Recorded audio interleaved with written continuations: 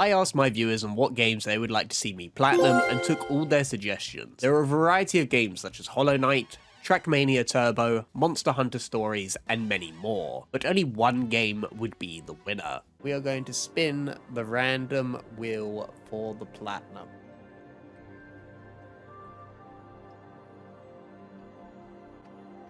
And it is Crash Bandicoot Warped. Crash Bandicoot Warped, the third installment in the Crash franchise. There are 25 trophies to unlock for the platinum, but also an additional DLC trophy pack with 2 trophies. The story starts off with the accidental release of Uka Uka, who was sealed away by his twin Aku Aku due to his desire to enslave the planet. He intends to work with Cortex once more despite his failures, and recruits Dr. Nefarious Tropy, who controls the time-twisting machine to collect crystals and gems for power. Aku Aku takes the Crash family to the time portal to get them before they do. We'll have to break every crate in a level to gather gems, defeat bosses to progress further, speedrun every level for relics, and discover secrets to unlock the platinum. My first trophy would come from the first level, simply by discovering a bonus path.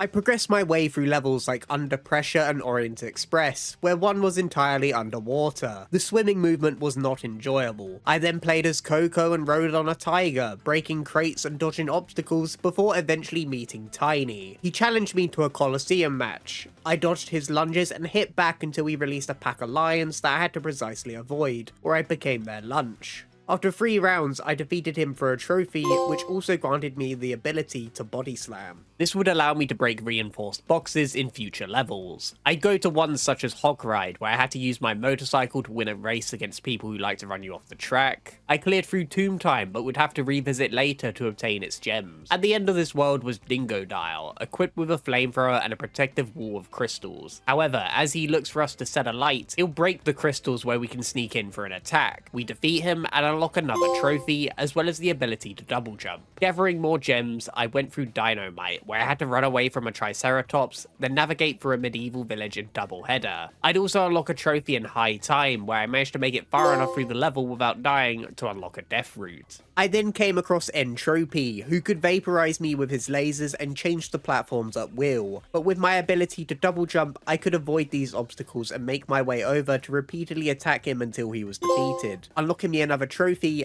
and a new ability, the Death Tornado Spin, allowing me to glide in the air. More levels to be completed, they started to get a bit more unique with Bye Bye Blimps, where I controlled an aircraft to shoot down, well, blimps. It's in the level name. Then in Tell No Tales, I used a jet ski around the ocean to break dozens of boxes while avoiding bombs, pirates, and sharks. Next up was a fight against Dr. N. Jin. He piloted this giant mech built with rockets and machine guns. Unfortunately for him, his weak points were too vulnerable for my spaceship's lasers. However, it wasn't over as he added an attachment for even more rockets, but so did we. After taking out all his attack points, I would become victorious, unlocking me a trophy and the Fruit Bazooka ability. I was getting closer to Cortex, but I had to get through Gone Tomorrow, a futuristic level where I utilised my bazooka to deal with enemies from range. Then Bug Light, where a firefly would act as a source of light for a brief period through the tomb. If I wasn't quick enough, it would be too dark to see, making it easy to fail. I would also pick up 2 more trophies. They were for earning 21 gems,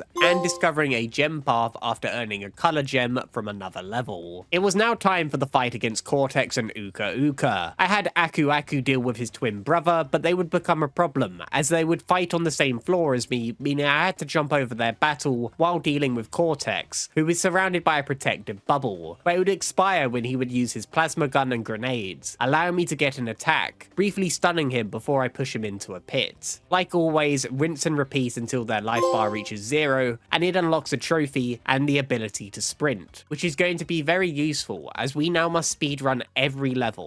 At the start of each one, there is a stopwatch which activates the time trial. Depending on our time, we can score Sapphire, gold, or platinum. However, we'll need at minimum gold, yet with the addition of running shoes, something that wasn't in the original I platinumed, they made the levels so much easier. I was getting gold relics on the first or second attempt. I will admit that there were levels that took a couple more. This meant I would begin to unlock trophies for earning 5 and 10 relics. The difficulty would start to pick up in the latter levels, especially high time. It has a tedious start with a moving platform which you can see by its shadow. We want to activate the time trial when it comes down to us so we don't waste as much time waiting for it. I don't know what it was about this level because it took me over half an hour to get the gold relic. My main problem was the double jump, as you can only seem to use it at the peak of the jump instead of delaying it, so I would fail getting over gaps repeatedly.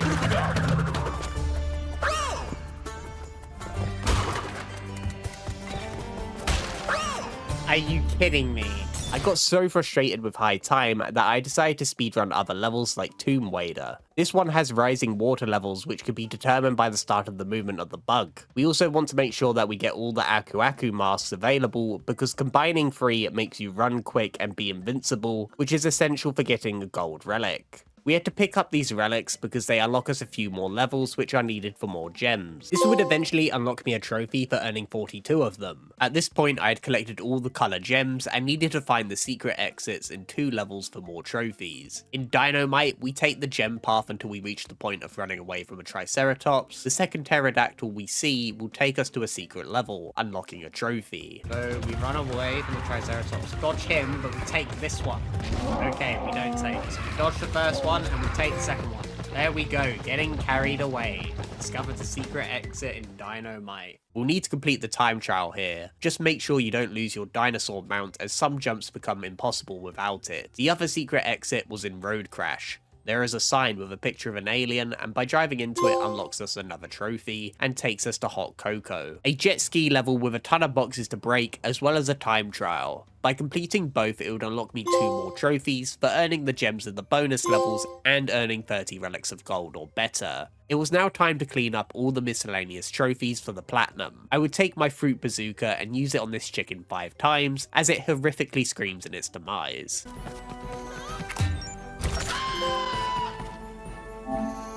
How do we repeat the process 5 times? By simply dying to the goat up ahead, respawning us and the chicken at the start of the level. As I had swapped to Coco, I went through the level to defeat 5 enemies with her savage hurricane spin, then shot the crash imposter with the fruit bazooka near the house as he spawns after achieving 100% game completion. I then took the bazooka to the level Tomb Time to shoot the Sphinx statue in a specific spot at the beginning for another trophy. Within the same level, I progressed forward until I came across a monkey that hides away in a jar. He'll begin to throw whatever, and we'll have to avoid it for up to a minute before he stops. Then by breaking the jars, we'll unlock your moment of zen. Our next 2 would be morbid, as they involved in dying to 2 specific enemies. The first being a mummy that will have to break out of its sarcophagus, and then to be grabbed by it. The second was to be hit by magic caused by the wizard, turning us into a frog. Now there was only 1 more trophy before the platinum. I needed 99 lives. It is a bit of a tedious process, as it involves going to level 16 and turning back to get 1 life from the crate, then platforming further up to gain another 4. Exit the level, then reload the autosave, and repeat until the trophy.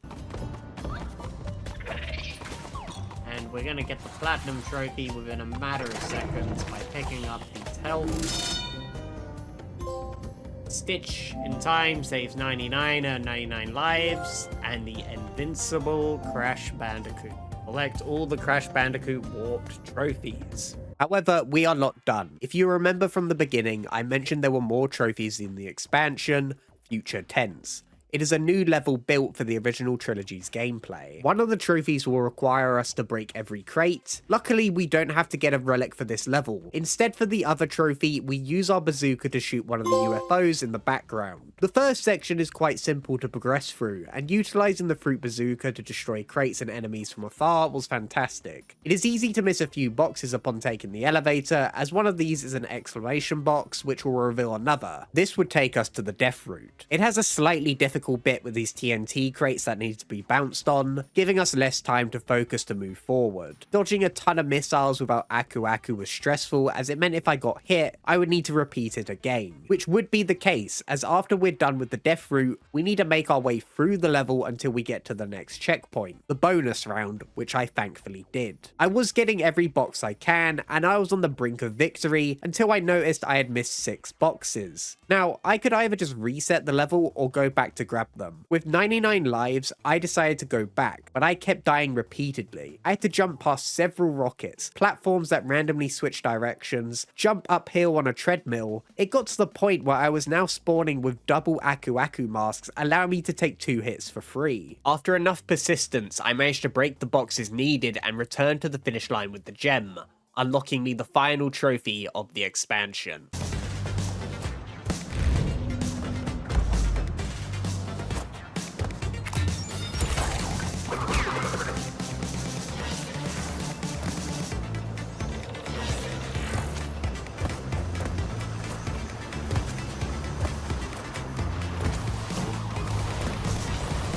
Well, getting hit doesn't really matter here, because if I fall and I die...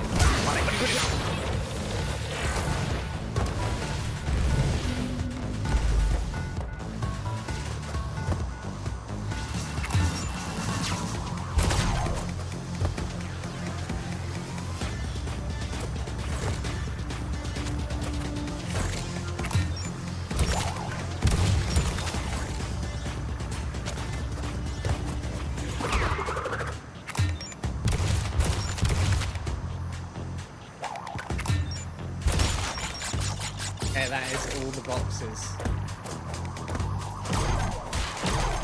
Yes! Oh my god, I've spent far too long on this level. Far too long.